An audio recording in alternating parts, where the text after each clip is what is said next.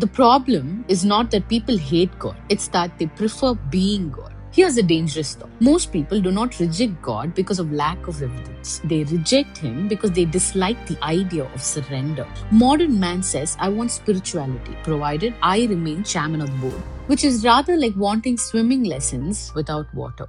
Jesus said something outrageous. If anyone wants to follow me, let him deny himself. That sentence alone would never trend on Instagram because our culture is built on the exact opposite message. Express yourself, protect your peace, live your truth. Which sounds profound until you realize two people's truth usually collide by Tuesday afternoon. L.T. Jayachandran brilliantly points out that humanity's deepest crisis is moral, not merely intellectual. In other words, the issue is not simply that we do not know what is right. The issue is we often know and do the opposite with enthusiasm.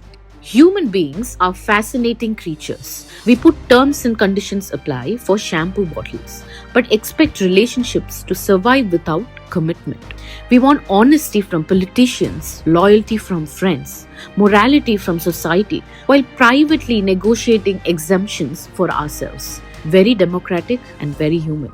And notice this contradiction. People say, who are you to judge? But the same people will judge governments, history, religion, their parents, capitalism, colonialism, churches, and pineapple pizza. Apparently, judgment is acceptable provided we are the ones doing it. The Bible's diagnosis is uncomfortable but accurate. Something inside humanity is bent. Not just society, not just systems, us. And here's where Jesus differs from every motivational speaker who tells you to believe in yourself.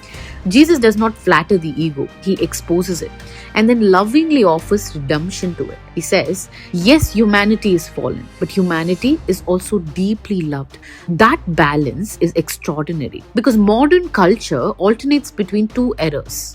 Either you are perfect exactly as you are, which is obviously untrue if one has met human beings, or you are worthless. Christ says neither. He says, you are broken enough to need saving, yet valuable enough that I came myself.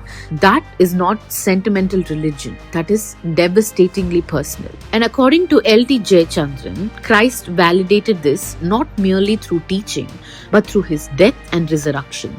Meaning, Christianity is not advice for good people. It is rescue for dying people. And perhaps that is why grace feels so offensive, because it means we cannot save ourselves. Curious to hear your thoughts, but preferably after emotional recovery.